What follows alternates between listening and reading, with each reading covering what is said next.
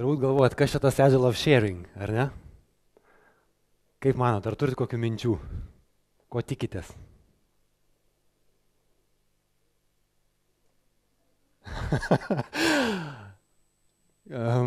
Ar kiek iš jūsų čia esančių dirbat su užsienio firmom?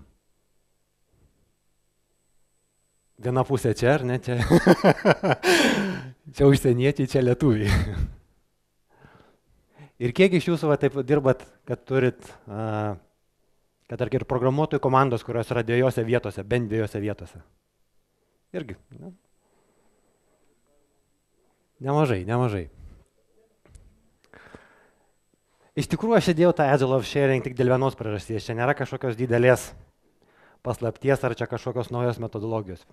Aš tik labai norėjau, kad jūs suprastumėt, kad tai nebus apie offshoring. Ta tokį tradicinį offshoring, kai žmonės, kompanijos ieško tiesiog pigios darbo jėgos kažkokiam nuobodžiam darbui daryti. Tai apie šitai net nekalbėsim, man neįdomu, turbūt ir jums neįdomu. Aš dirbu NFQ kompanijai, mes jau daugelį metų turim tokias nutolusias programuotojų komandas, nemažai komandų, daug patirties, pastoviai augame. Aš ir pats daugelį metų jau vadovauju tokiom komandom. Tai mes per tuos metus matome, kai kuriais klientais, ar tom nutolos komandom mums geriau pasiseka, kuriom prasčiau. Ir pamatai, kas veikia ir kas neveikia. Tai aš bandysiu taip apibendrinti ir tikiuosi, kad jūs irgi, kadangi jūs irgi dirba tokiuose aplinkose, tarptautinėse aplinkose, kad tai susišauks ir su jūsų darbu. Ir galbūt turėsim smagiai ką padiskutuoti kartu. Iš viso, kodėl tos kompanijos ieško tų programuotojų užsienyje? Tai viena iš tų tradicinių priežasčių, kai bando taupyti pinigus, ar ne, ieško kažko pigesnio ir galvoja, kad bus pigiau. Bet iš tikrųjų tas pigumas, kaip skaičiuosi? Jeigu programuotojai, tarkim, toje vietoje, kur ta kompanija yra, tarkim, tą patį darbą padarys dvigubai greičiau, ar ne, ir kainuos dvigubai brangiau, tai gaunasi, kad ir kaina ta pati. Ar ne? Čia žiūrint, kaip plius yra visokios papildomos kitos išlaidos, kaip kelionės, mokymai, vis tiek tas on-site programuotojai turi skirti laiko kitai komandai. Taip, kad yra daug išlaidų, bet tai anksčiau būdavo labiau pavirtos ieškotos pigesnės kainos. Šiuo metu tai nėra labai aktualu iš tikrųjų. Kadangi programuotojų paklausa pasaulyje yra tokia didelė, kad firmos susiduria tiesiog su problema vietoje nusamdyti pakankamai kompetentingų žmonių. Ir jie faktiškai juda ten, kur randa tokių programuotojų, o ypatingai, kur randa komandos.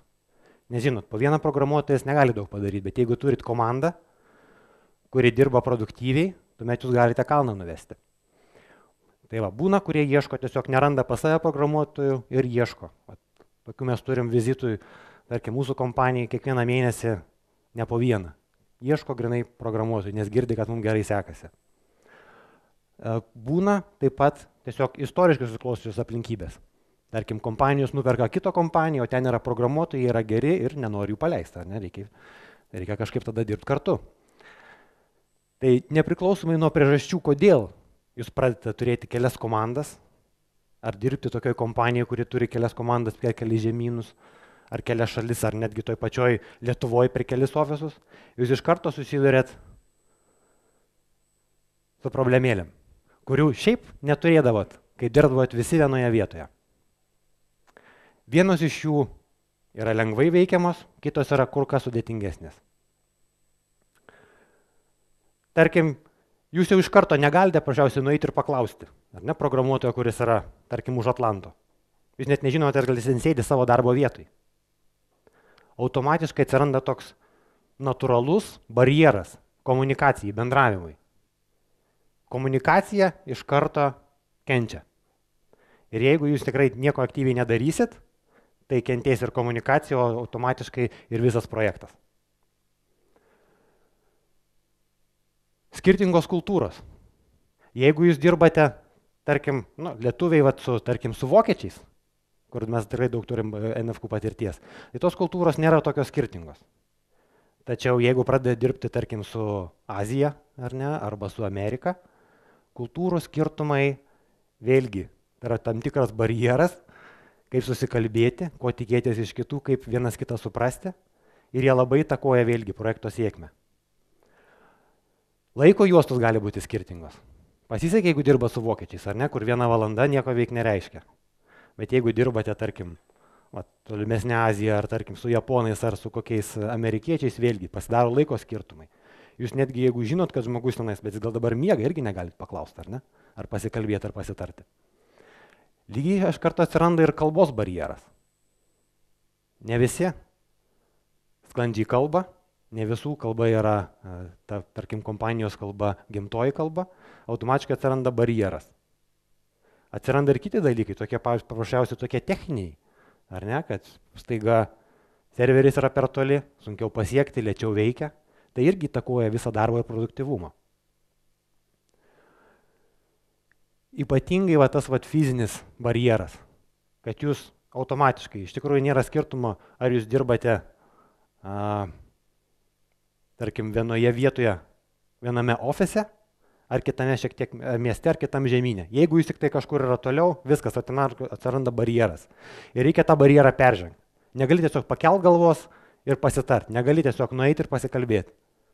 Nežinai, ar jis tenais yra. Ir čia jau reikia kažkokių aktyvių priemonių. Jeigu jūs aktyviai tos komunikacijos neskatinsit, tai automatiškai reikalai tik prasties. Į tokį dalyką aptarsim šiek tiek vėliau. Todėl yra labai svarbu užtikrinti visą tą agile aplinką, ar ne, kur viskas vyksta per komunikaciją. Tai yra labai svarbu užtikrinti, kad ta komunikacija vyktų kuo plačiau ir kuo įvairesniom priemonėm. Vienas iš tokių dalykų, kuriuos mes stebėjom, tai kurie natūraliai skatina. Tai jeigu, tarkim, jūs turite skirtingos komandos, kuriuose dirba, tarkim, kad ir skirtingose žemynuose. Tuomet, kai mes tokios, tarkim, tarp ofisinės komandas, ar ne, kur yra dalis, tarkim, 5 programuotojai vienam ofise, 5 kitame ir jie dirba kartu. Kadangi jie dirba kartu, jie natūraliai kiekvieną dieną turi kažką derintis, turi kalbėtis, turi ir juokelius pamėtyti, ar ne, yra pasitarti ir pažiūrėti. Tada automatiškai, kadangi jūs tas kasdienė veikla, jos verčia kalbėti. Jeigu tik tai turit, pavyzdžiui, yra kitas būdas, ar ne, sako, geriausia tokia nuomonė, tarkim, kad duok kažkokią atskirą komponentą, ar ten kokią atskirą servisą, ar ne, ir duokit tą remotinį komandą ir tegul jinai dirba. Bet dažniausiai atsiranda problemos, kad tas servisas vis tiek kažkokiu turi sąsajų su kitom sistemos dalim, kurios dirba kitos komandos. Ir jeigu tik tai nėra, jos rečiau bendrauja ar panašiai, iškart būna problemos, iškart prasideda dublikatai, iškart prasideda išsiskyrimai architektūriniai ir panašus dalykai. Tai bet tos, tarkim, tarp ofisinės komandos, jos automatiškai skatina tą kasdienį bendravimą. Ir tas kasdienis bendravimas turi vykti įvairiom priemonėm. Vien stand-upo, tarkim, video ar kažko, nelabai pakanka. Dažniausiai būna, jūs turėtumėte turėti ir instant messagerius tos vadinamus, ar ne, ar ten Skype, kad galėtumėte turėti kažkokius grupus, tos komandos atskiros ar platesnius, kur galėtumėte vienas kitą greitai interaktyviai paklausinėti, ar ne? Arba įsivaizduokit, vyksta deploymentas. Kažkas blogai kažką, per e-mailus per ilgai eina, ar ne? O čia tik tai gali pasakyti, čia problemėlė, tu tą žiūri tą, tu žiūri tą ir iškart mes greitai sprendžiam. Tai vienas dalykas, instant message, turi žmonės naudoti juos. E-mailai irgi labai svarbi priemonė. Dėl video, vienas iš tikrųjų didžiausių dalykų, kurį reikėtų atkreipti dėmesį, tai yra apskritai video ar tokio audio priemonių kokybė. Jeigu ryšys būna prastas, arba internetas prastas, ar ten pasirenkat prastas priemonės, kartais ir Skype'as nėra pati geriausia. Tai yra labai sunku žmonėms suprasti vieną kitus.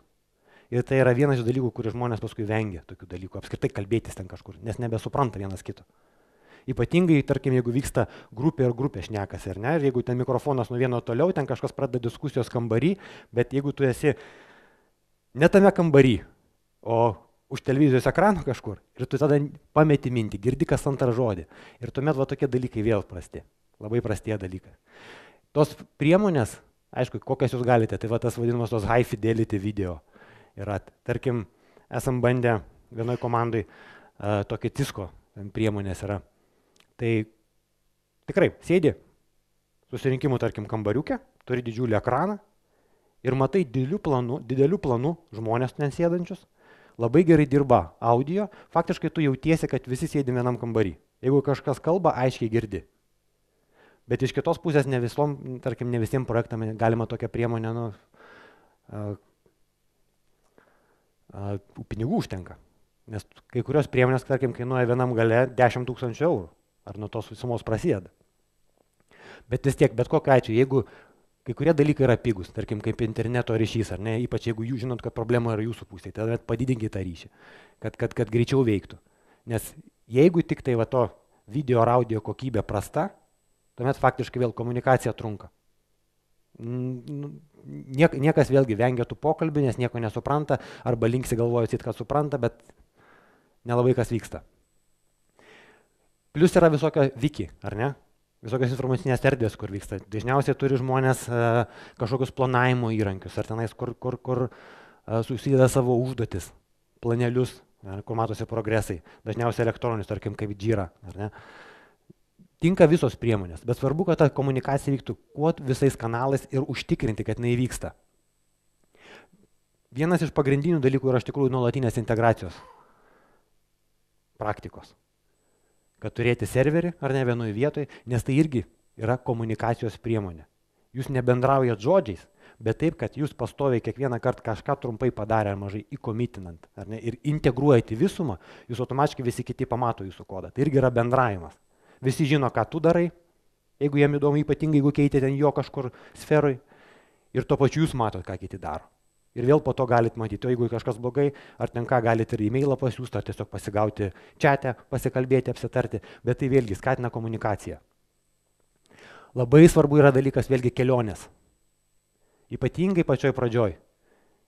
Jeigu dvi komandos niekas savęs vienas kito nematė, neįsivaizduoja, kas ten yra, tai labai sunku kažką pradėti ir labai kenties sėkmė. Tai iš pradžių visą laiką reikia tų kelionių, kad nuvažiuot on-site, apsikeis programuotais, kad pajust vienas kitą. Tas labai padeda. Ir faktiškai ilgainiui nulėmė projekto sėkmę. Ar tau pasiseka dirbti kartu su ta komanda, ar ne. Kita tokia atrodo smulkmena, ar ne? Bet dažniausiai, jeigu kyla klausimas, turi žinoti, kam tą klausimą gali užduoti. Turi būti aiškus abiejose pusėse kontaktiniai asmenys. Galbūt net keli, kai žinai iš karto, kokiu klausimu paskaipti. Bet turėtų iš karto, kad greitai galėtum surasti žmogų sekantį, su kuria, tarkim, jau to reikia iš tikrųjų pakalbėti apie kažkokią, tarkim, sistemos dalį, ar kažkokį tai klausimą įspręsti dėl funkcionalumo, daryti taip ar anaip. Jūs jau turite tą iš karto žiūrėti.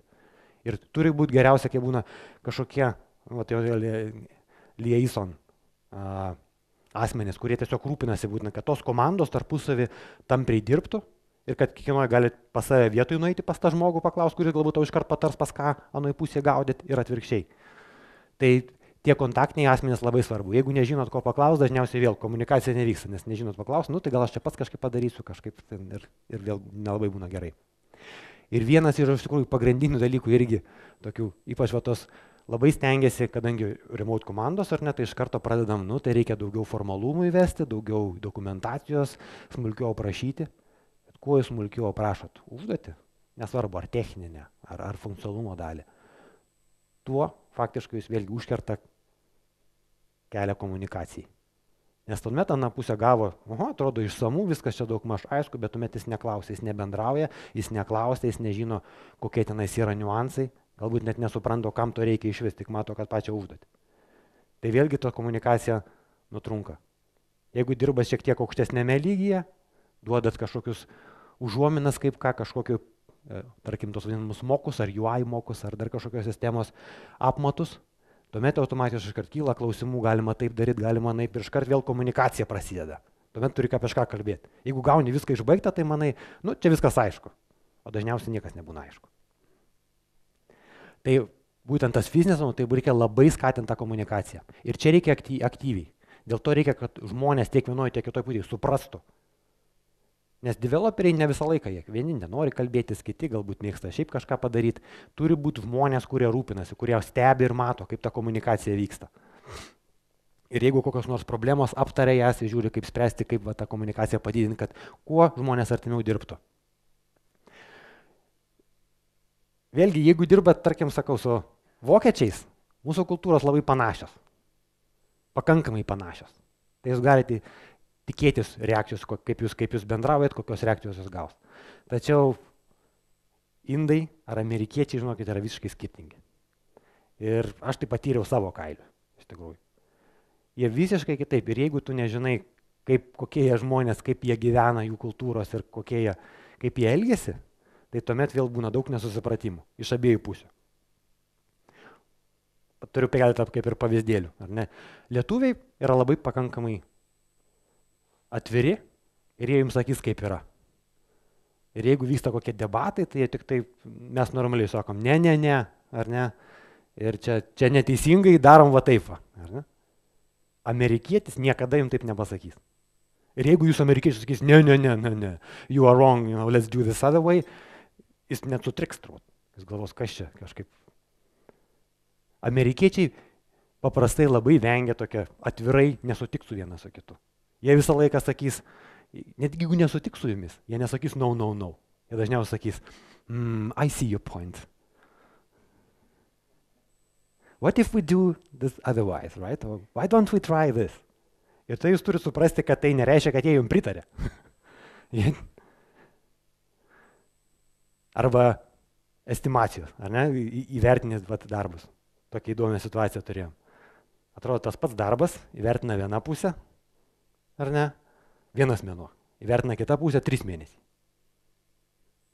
Kame šaknis, ar ne, net įdomu pasidaro.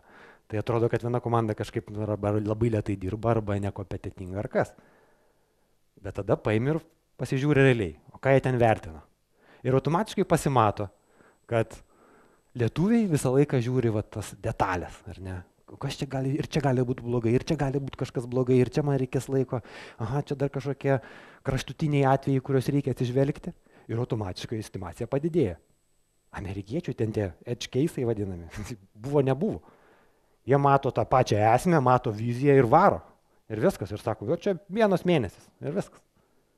Bet esmė, kas skiriasi pats požiūris į įverčius ir įvertinimus, kiek reikia įvertinti. Ir jeigu to nežinot, vėl atrodo, kad vieni tarsi teisūs, ar ne, kad jie lėtai dirba. Bet iš tikrųjų, pavyzdžiui, apimtis, pats vertinimas skiriasi. Arba, turim irgi tokius įdomus atvejus, tenais su amerikiečiais būdavo tokie kasmetiniai tarsi, jie turėjo performance reviews. Ar ne, kur šiokiais būdais tenais reikia įvertinti kiekvieną programuotoją, kaip tenais travai. Man niekad jie nelabai patiko, bet pats įdomus, jų tas grįžtamojo ryšio, ar ne, įvertinimo davimas. Paskaitai ir ten rašo, he's a rock star, I enjoy working with him very well, very much, superstar, very good. And then you see, ir tada pamatai įvertinimą, pavyzdžiui, vidutinis. Ar ne? Lietuviai atvirkščiai, paskaitai kokį nors, tarkim, charakteristiką, kurią prašė lietuvis, tai ten dažniausiai būna, ir toks labiau toks, nežinau, sunkiau sako, tarkim, gerus žodžius, ar ne? Daugiau pamato, kas yra blogiau, kas ten kur galvos, ir tada neblogai. Ir vėlgi gaunasi toks įvertis, ar ne? Amerikiečiai jum į akis, kad nors viską gerą, tai tikrai išklos. Bet jeigu jūs paklaus kažką blogo, tai bus tik, ir tada turėsite jau suprasti iš tų pašalinių visų reakcijų, kad kažkas galbūt kažkur tenais reikia kažkur pasitemti. Bet jums atvirai nieko nepasakyti. Lietuvių paklaustų, jis tau išklos viską. Blogą, gerą, viską gausit. Bet čia tiesiog kultūrų skirtumas. Ir jeigu to nežinai, gali patekti į tokias keblias situacijas ir net nesuprasti, ką tau kita pusė nori pasakyti.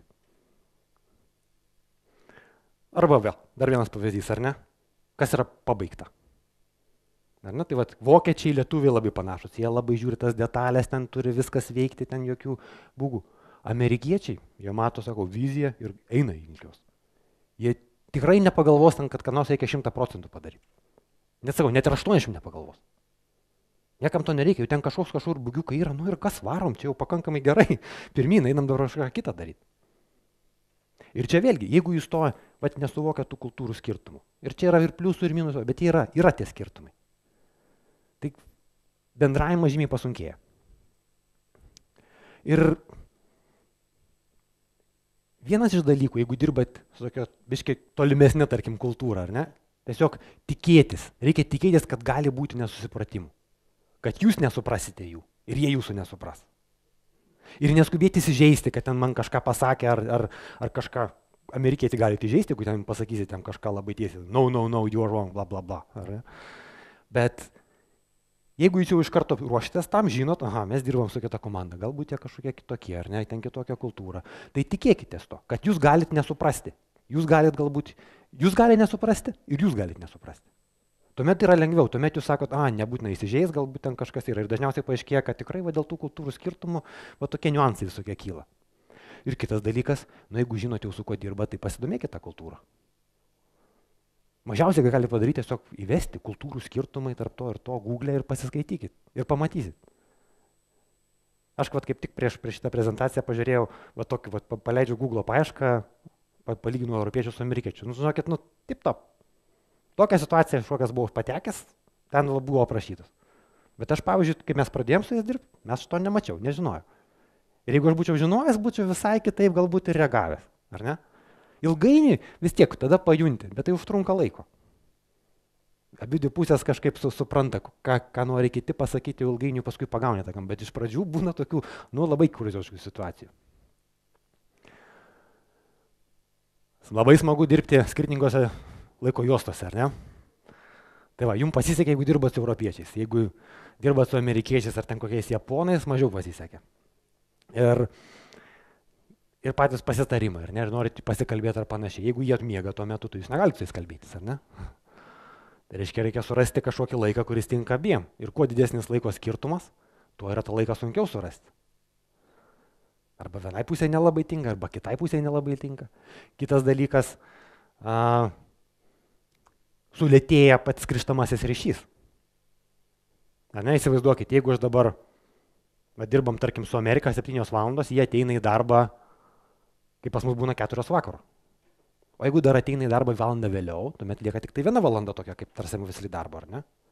Ir dabar įsivaizduokit, aš dieną parašau e-mailą, kažkokiu klausimu pasikalbėti, ir jis atėjęs į darbą man neatrašo iš karto. Bet atrašo, tarkim, po 3 valandų. Ir aš gaunu e-mailą 8 valandą vakaro. Ar ne? Aš galiu jį paignoruoti. Bet jeigu jis man kažką atrašė ir aš matau, dar kažką paklausiu, ir jeigu aš neįsiųsiu vakare, o kitą dieną, tai kitą feedbacką sulauksiu dar kitą dieną, ar ne? Ir gaunasi tokia situacija, arba nori greitai dirbti, arba gaunasi, kad tas grįžtamasis ryšys labai sulėtėja. Ir kai sulėtėja vėl, ar ne? Jūs sėdit ir galvojat, galėtume tą daryti, bet čia dar nenuspręsta, čia dar nepasitarėm ir panašiai. Toks, tie niuansai yra. Ir iš tikrųjų nėra tokio labai didelio kažkokio sprendimo, ką tą daryti. Bet kokiu atveju, kuo tas laiko zonų skirtumas yra didesnis, gaunasi vis tiek šiokių tokių reikės kažkokių pasiaukojimo šiokio tokio, ar ne? Tarkim, kad ir man reikėjo. Jeigu aš noriu kažkas, kas judėtų, tai aš turėjau vakare paimti ir atsakinėti tos e-mailus, ar ne? Netgi ir pabendrauti su jais karai. Bet tuomet greitai, čuk, pasusiderinti ir kitą dieną jau vėl ten komanda gali dirbti pilnu pajėgumu. Tai geriausia dirbti, aišku, kai nėra tų laiko zonos skirtumų, tuomet neturit problemų. Bet jeigu yra, tuomet tikrai kyla nemažai problemų. Ir ką, pagrindinė kalba tai yra bad English, ar ne? Ta tarptautinė kalba. Vėlgi, labai gerai, jeigu jūs sklandžiai kalbate angliškai, ar ne, rašote, skaitote ir netgi suprantate, ką jis sako. Bet jeigu ne, automatiškai vėl pasidaro problemos. Todėl labai turėtų svarbu bent jau, kad keli žmonės, ypatingai lydai, kurie, ar ne, kad jie tikrai mokėtų angliškai šnekėti. Ar ta kalba ten, kuri tenais veikia. Kitu atveju mes negalim tada aktyviai dalyvauti debatuose, ar ne, netgi apginti savo nuomonės ar ten architektūrinio sprendimo, nes kol mes pasakysim tą sudėliosim sakinį, tai ten visi ir išsivaikščios turbūt. Tai ir tas tikrai yra, ir ypatingai kaip yra, įsivaizduokit, sakau, mes Europoje dar biškai tokia palebinti, nes vokiečiai pakankamai gerai angliškai šneka, bet jie lėtai šneka.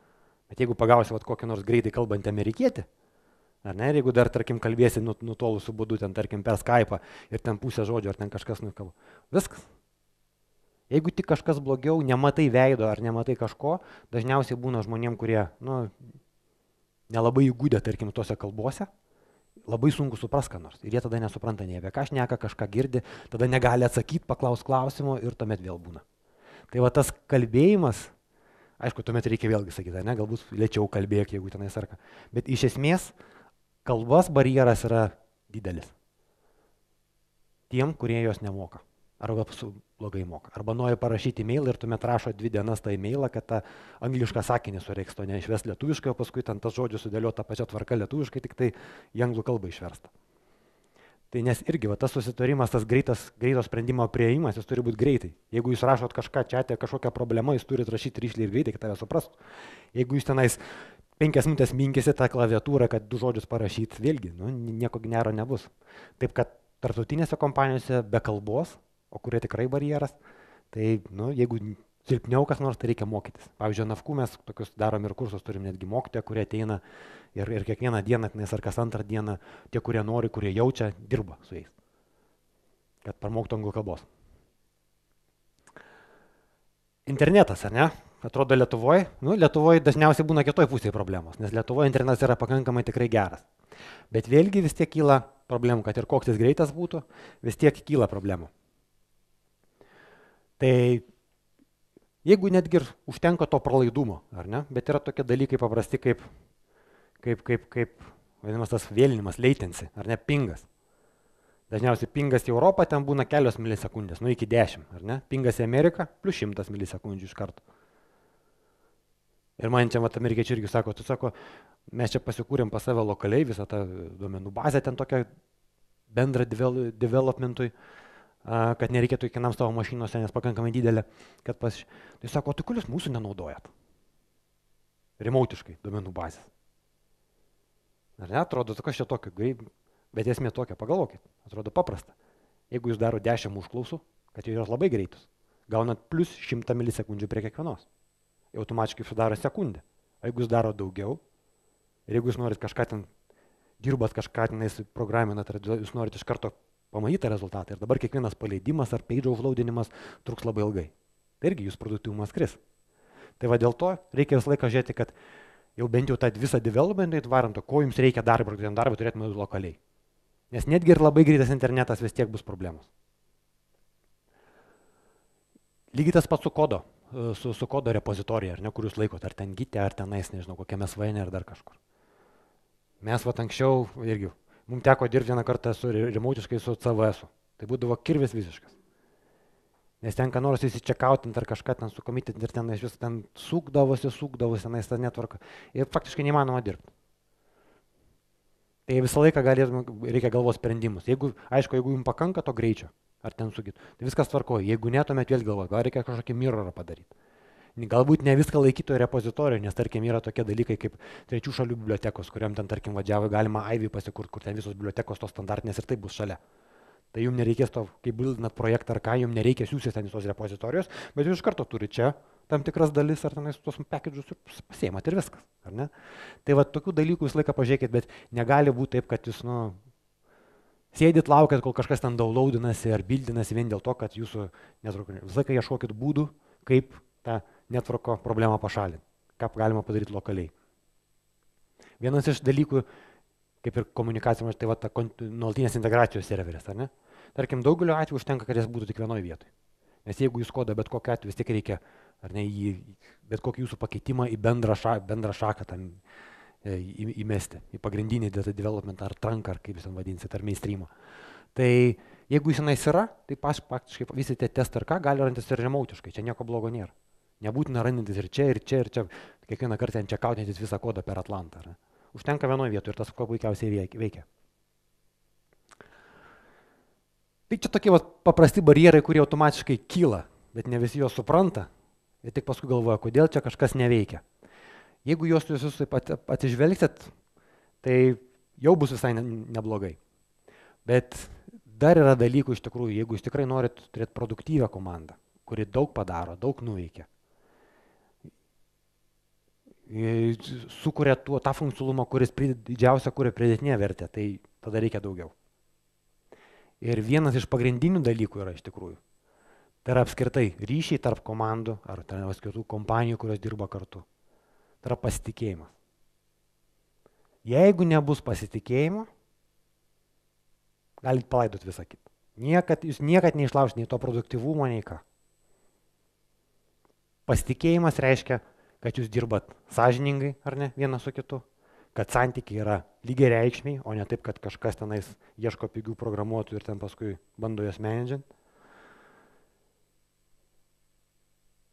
Abipusė pagarba, ar ne, ir abidvi komandos yra lygiai teisės. Tuomet jūs jau turit labai gerų šansus nuo to atsispirti ir tikrai sukurti labai produktyvius santykius. Jeigu to nėra, visa kita nelabai padės. Visą laiką bus toks, vidutinė ten komandėlė. Ir labai yra iš tikrųjų kitas dalykas, kad tas pradinis, jeigu jūs pradedat dirbti, ar ne, prie projekto, ten yra galbūt komanda kažkokia jau susiformavus, o jūs čia nauja. Labai svarbu, kad vienas kitai pusėje duoda tokį pradinį tą pasitikėjimo kreditą. Kad nebūtų taip, kad mes dabar jums duodam apribotą kažkokį prisijungimą prie sistemos, čia prie savo repozitorius negali jungtis, gal jums mes sukursim kažkokį kloną ir taip, iš karto, jūs faktiškai iš karto bandot daryti tada tos santykius tokius nelygiai teisius. Ir labai prasta pradžia. Jeigu jūs iš karto pradėsit, taip, bus klaidų, taip, kažkokių bus nesusipratimų. Bet jeigu jie bus, mes susėsim, žiūrėsim, kas įvyko, pamatysim, pasitaisysim ir judėsim toliau. Pasitikėjimas yra labai svarbu. Pagalvokite apie savo komandą. Ar jo turit, ar tikrai pasitikė vienas kitu, ar ieško kaltų, ar daug politikos. Jeigu yra pasitikėjimas, labai gerų šansus turi tapti tikrai labai produktyviai, kad ir nutolę komandą. Ypatingai tam pasitikėjimu, tai tas pradinis kreditas, bet paskui iš karto reikia jį kažkaip užsidirbti, ar ne?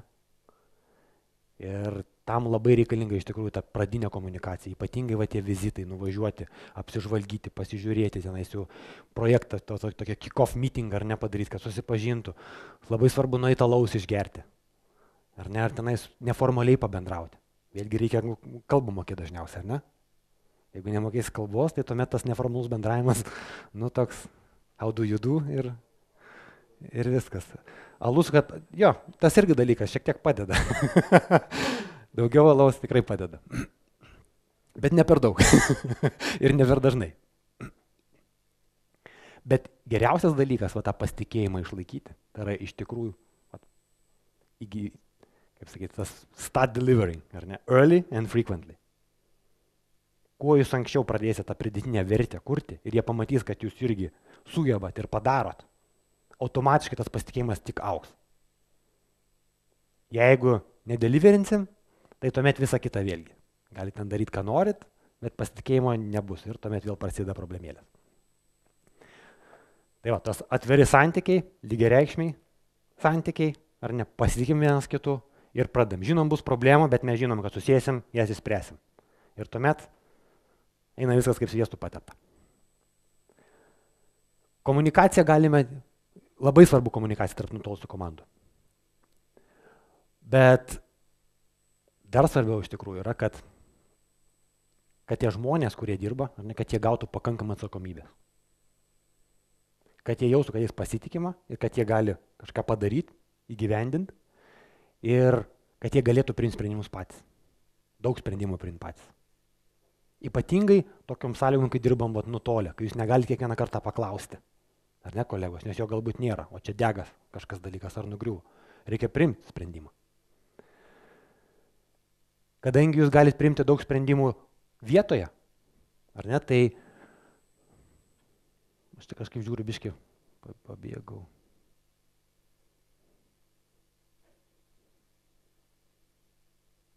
Gerai, viskas gerai. Kadangi gali daug sprendimų priimti vietoje, jūs automatiškai su jumis galima tą specifikaciją, nereikia tų detalių aprašymų. Ar ne? Nes jūs jau suprantate, apie ką šnekame ir daug sprendimų galite priimti vietoje. Automatiškai tokios sumažėtas poreikis tokių tų detalių visokių pasipakalbėjimų apie smulkmenas ir panašius dalykus. Ir tai labai daug sutaupo laiko.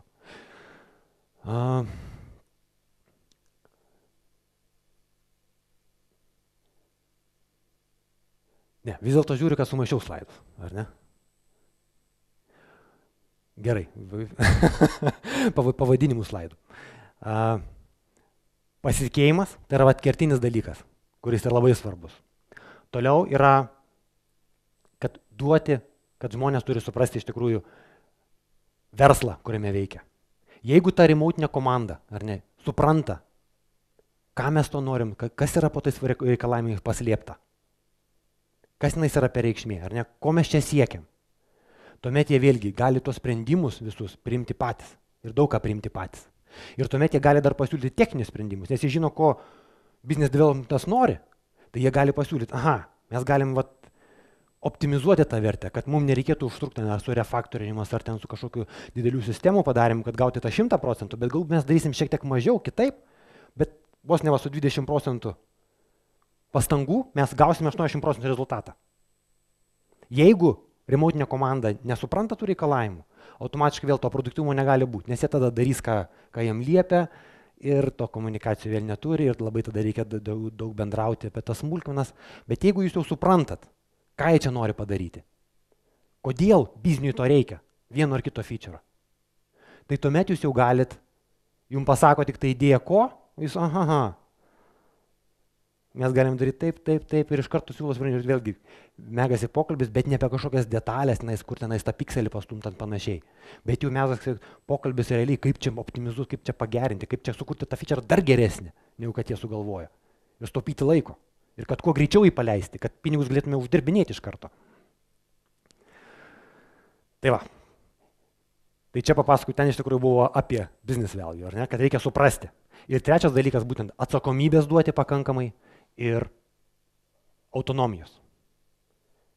Vėlgi, gerų programuotojų, niekas, pasakyk, koks geras programuotojas nori, kad jam kiekvieną dieną nurodinėtų, tenais, daryk tą, daryk aną, daryk A ir B. Ne. Jeigu tik tai praeis prie tokių santykių, geri programuotojai iš jūsų pabėgs. Dėl to, aš sako, vienas iš dalykų iš tikrųjų, kurie niekad neturėsi high performance teamo, jeigu dirbsi kažkokį ten tokį offshore'intą nuobodų darbą, kažkokiam ten frame, kur tenais tau nieko nereikia nei mąstyti, nei panašiai. Tas neveikia dalykas. Paprasčiausiai neveikia. Ilgalaikė perspektyvai tai yra ir neatsiperka iš tikrųjų pačiam užsakovui tam, ar tai kompanijai kitai. Taip, bet jeigu duodat atsakomybės, automatiškai jūs sumažinat ir tą priklausomybę nuo tų visų time zonų skirtumų. Nes jie jau supranta, kas tenais vyksta, žino, kaip daryti. Jie patys priiminėja sprendimus. Tai ir išlošis gauna iš dviejų pusių. Komanda labiau motyvuota, jiem duoda atsakomybės, aišku, tikisi rezultatų. Ir jūs turite rezultatus duoti. Kitaip vėl, pasitikėjimo nebus. Ar ne? Viskas tarpusai susiję. Bet tokią komandą žymiai lengviau, tu duodi kažkokius guideline'us, ką reikia daryti. Ir jie jau tada tenais visas ten ateis su klausimais, pasakys, galim daryti taip, daromos. Ir kai kurios net nuspręs ir patys paimprovizuos. Nes jie supranta, apie ką šnekam, žinom, ko siekiam, daug sprendimų gali priiminėti. Ir tuomet tas gaunasi ta autonomija tokia, vis dar komunikacija, bet vyksta aukštesniam lygiui. Šnekate apie pagrindinius dalykus ir praleidžia tos visus ten tas smulkmenas, kur tenais tą pikselį pastumti. Tai tie pagrindiniai 3 dalykai iš tikrųjų. Pasitikėjimas yra pats kertinis bendradarbiavimo dalykas. Nėra pasitikėjimo, arba yra per mažai, automatiškai turit problemų. Automatiškai. Jeigu komanda investuoja ir komanda vėlgi pakankamai aukšto lygio, jinai kalbasi su to business development, ne, žino tas sritį, kurioje dirba, kam to reikia, jūs vėlgi automatiškai jie gali sukurti žymiai didesnę pridėtinę vertę. Kad nebūtų tik tai vykdytojai, čia to backlogo ar ten taskų, bet kad jie patys sakytų, ne, aš to nedarysiu, nes nėra prasmės, geriau darom va štai šitą. Ir tuomet vyksta toks bendravimas, suprantat, tikrai optimizavimas vertės, o ne tik vykdytojų, kurie džiaugiasi, kad šiandien tenais ar ten per savaitę padarė tiek tų feature'ų ir kokia iš to vertė. Ar ne? Turi turėti KPI, turi žiūrėti. Per daug vaikštaus kaip šlubas. Ir atsakomybė. Be atsakomybės, be pakankamai atsakomybės, autonomijos vėlgi. Jūs neturėsit pakankamai gerų programuotojų, nes tokie pabėgs nuo jūsų. O be to niekam neįdomu tai dirbti. Tai va čia tie 3 kertiniai, aš sakyčiau, tikrai kertiniai. Yra daug, ko mes nepaminėjome, ne? Kaip ir nusamdyti žmonės, ar ne, kaip jūs vėlgi. Jeigu programuotojas yra bendraujantis, jau yra gerai. Jeigu programuotojas yra užsidaręs ir nenori bendrauti, ar vis vengia bendrauti, tai jis bus problema netgi ir toj vietiniai komandai. O jeigu jūs dar turit tokį kaip fizinį barjerą, ne, kad dirba su nutolusią komandą, tai tuomet gaunasi dar tada blogiau. Ir jeigu jūs dar pastato tokį žmogų į priekį tarp komandų, ar ne, kaip team leader ir panašiai, tai tuomet jūs tą problemą dar labiau padidina. Tai va tas va irgi žmonių sam parinkimas, kad būtų bendraujantis, kad suprastų, kad tokio bendro tikslo siekimas, kad nebūtų, kaip sakyti, tokie kariai, vieniši kariai, ar ne? Tas labai irgi padeda. Ir yra daug visų dalykų, bet sakyčiau vis tiek, pagrindiniai dalykai, tai žinokit, pasitikėjimas. Jeigu santykiai atviri, jeigu grįsti pasitikėjimu, tuomet jau gali tikrai nuo to atsispirti ir labai daug ką nuveikti. Suprantat, sritį, kurioje dirbat, labai didžiulis pliusas ir jie bus. Jokia ten kitos praktikos net pirksto. Tai, kad jūs ten padarysite, sakau, šūdų patranką, kad labai daug feature'ų padarot per savaitę, iš to naudos nebus daug. Bet jeigu jūs optimizuojate tą naudą, ką jums sako, automatiškai žymiai didesnė pridėtinė vertė gali sukurti. Ir atsakomybė. Tai yra sumažina ir komunikacijos kaštus, nes nereikia micromanaging, ar ne? Kam įdomu micromanaging, o kam įdomu būti micromanaging. Ir plus gali tikrai greičiau ir pačiam verslui padėti judėti į priekį. Tai va tiek aš norėjau pasakyti. Jeigu turit klausimų, mielai atsakysiu.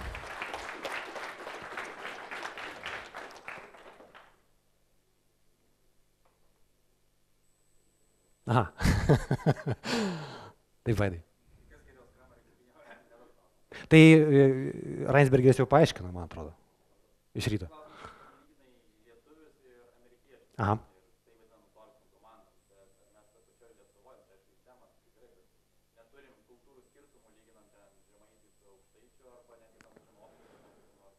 Bet jie niekad nebūna tokie ryškus. Aš tai nematau. Bent jau aš tai nemačiau jokio skirtumo ten žemaičių. Nu, tik, kad, pavyzdžiui, Marijampoliečiai gražiai kalba, ar ne?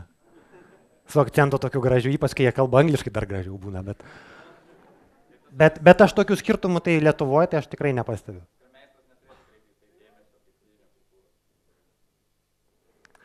Aš sakau, aš Lietuvoje skirtumų tai nematau, iš tikrųjų nesu pastebėjęs.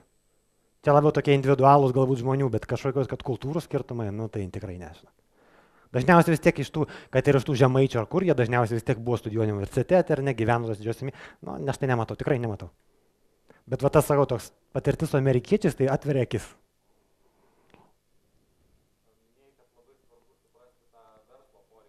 Taip.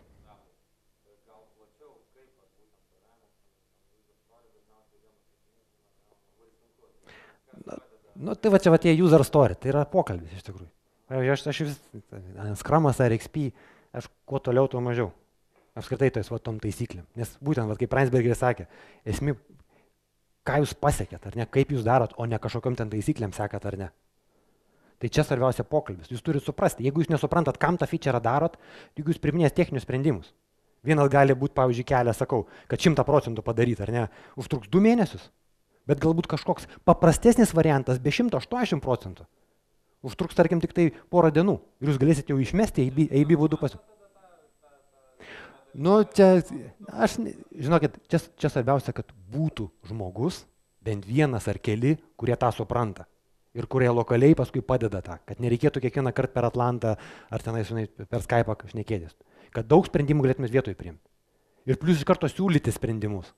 Jie tau pasako, ko nori, ir tada tu sakai, galima šitai, bet va šitai būtų galbūt šiek tiek mažiau ne tai, bet vis tiek mes pasiektume tą patį rezultatą, ką tu nori, bet padarytume biškai kitaip. Ir va tas va kitaip, aš sakau, optimizuoti investicijas, bet kokiu atveju, ar tai yra programuotojas ar ką, kiek jūs laiko išsprendžia, klausimas kiek grįžta. Dauguma feature, kuriuos jūs darot, kol jūs nedarote IB testo, jūs net nežinot, ar tai suveiks. Ir natūralu, jūs negalite prognozuoti priekį. Pirmą jūs kažką padarot, patestuojat, gaunat feedbacką ir tuomet judat toliau. Kuo jūs greičiau tą feedbacką gausite, tuo. Tai va tas optimizavimas vertės ir kuo greičiau sutrumpinimas, įmetimas į rinką ir pasitestavimas, ką tie vartotojai galvoja ir kaip jie dirba su tavo to feature, ar ne? Tai va tas yra svarbiausia. Ir čia yra labai daug priklauso nuo programuotojų. Jeigu jis nesupranta, ko iš jo prašo, tai jis tada bando žiūrėti techniškai ir tiesiog, techniškai dėlioja. Bet jis neoptimizuoja tos erdvės, ką jis siūlo. Tai ir kuo daugiau žmonių komandai tą supranta, tuo viduj nereikia ten tų vėlgi kažkokių hierarchijų ir panašiai. Jie turi kažkokią savo sritis, kiekvieno jaučia, ką žino ir tu jam pasakai, ką reikia, ten kažkokį moką numeti, ten maždaug ko įsivaizduoji ir jie tau ateina ir tau ten išgrina, sako, bet galima daryti ir taip, ten, va, čia galbūt netgi taip padarysim, bus geriau. Tai va tas vienas iš esminių dalykų. Kiekvienas iš jūsų, jeigu jūs programuotojas, klausimas, kiek jūs pridedat tos pridėtinės vertės, kiek jūs ją padidina. Ar jūs tik daro tai, ką jums sako, ar jūs interpretuojat. Suprantat, kodėl jis to prašo jūs. Ir sakot, ne, šitas neapsimoka daryti. Nes yra va, dėl to. Arba per daug užtruks. Ir tuomet meti lauk darai kažką kitą, kuris galbūt mažiau pasiekimas, bet daugiau naudos gausi.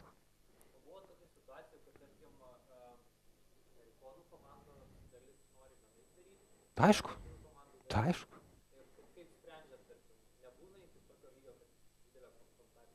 Nu, žiūrėkit, bet ta konfrontacija gali būti ir toje pačioje viduje komandoje, ne?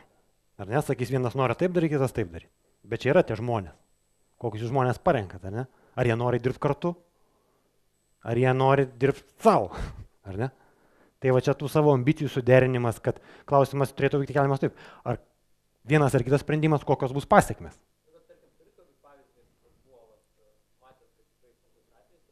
Būna ir tuomet galvoji, ar verta laužyti ietis ar ne. Jeigu neverta, nes tikrai būna dalykų, kurie gali vieną pusę daryti ir kitą pusę daryti ir ten, nu, iš esmės dėl grožio ginčiamas, žinot. Tai tuomet pof. Bet jeigu tai yra pagrindinis dalykas, esminis dalykas, kurio matai priklausys labai daug, tai aišku, eini iki galo. Ir ieškai tų kompromisų, vis tiek bandai, žinai, įtikinti. Turėtų būti argumentų šneka iš tikrųjų. O ne ambicijų, ar mes jums parodysim jūsų vietą ir panašiai. Bet čia va tas sakau, pasitikėjimas, ar ne? Nėra pasitikėjimo, tai tuomet prasideda tokie žaidimai. Jeigu pasitikėjimas yra, mes dirbam kartu, kad sukurti didžiulę pridėtinę vertę ir nuveikti tą, kad galėtume didžiuotis kažkuo, tuomet vėl visai kita situacija, ar ne? Ieškom geriausio sprendimo, kuris geriausias, tas ir laimi.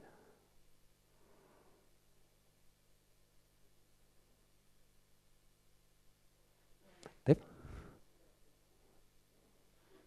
Ten tik žiova.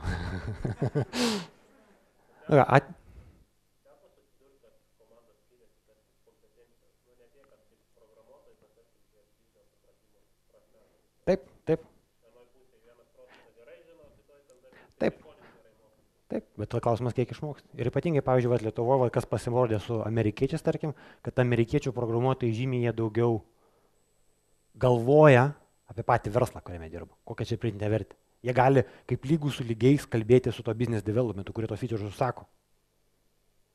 Lietuviam to dažniausiai biškiai, jie mažiau, jie labiau iš techninės pusės, va, aš turiu ten taskų, ten va, padariau čia ir taip toliau. Bet va tokia, kad galėtų tą biznio kalbą šnekėtis ir argumentuoti ir tuo pačiu savo produktyvumo vertinti tais va KPI-ais, ar ne? Mokytis. Bandyti suprasti. Ne, tai vienas dalykas, nu, kaip suvienoti, tai nebent, aišku, vienas dalykas gali pamūvinti žmonės, iš vienos komandos, tarkim, apsikeitė žmonėm, kurie. Ir turim tokių atvejų, kur pasikeičia, kurie ten vis tiek ta padeda irgi tą dalyką, užtikrinta geresnę komunikaciją, supratimą. Bet iš esmės tai pagrindinis dalykas, ko tikrai lietuviam norėtųsi daugiau, kad jie labiau gilintųsi, kam jie čia iš viso daro dalyką, kodėl jų prašo ir kad padėtų to optimizuoti tą vertę. Kad kalbėtų ne tik techninė kalba, kad čia man reikės tiek serverių, ten man čia reikia refaktorinti, nes jau sunku tenais kažką daryti, bet kad suprastų, kad yra kažkas visą laiką vertė, kokią mes kūrėm. Jeigu mes jos dabar nekursim, tai galbūt ir užsilenks tas projektas, ar ne? Negalim refaktorinti metus ir paskui ten kažką daryti. Kad suderintos interesus, tiek techninius, kad projektas neapsi techniniam skolom neapaugtų, bet tuo pačiu ir kad mes kurtume pastovi tą pridėtinę vertę, iš kurios gyvena tokių projektas. Tai va čia, jeigu taip žiūrėt, tai reikia bandyti suprasti ir tai padeda iš tikrųjų išnekėtis va su tais, su business development, ar ne, kodėl tos features, bandyti suprasti, kodėl tas yra svarbus, klausinėti ir automatiškai tos žinios ateina. Ir kuo tu daugiau tu žinai, kam to reikia, tuo tu priimi geresnius sprendimus. Komandai geriau, tau geriau, nes tu savo darbą irgi optimizuoji, nedarai to, ko nereikia. Arba sukuria mažą pridėtinę vertę.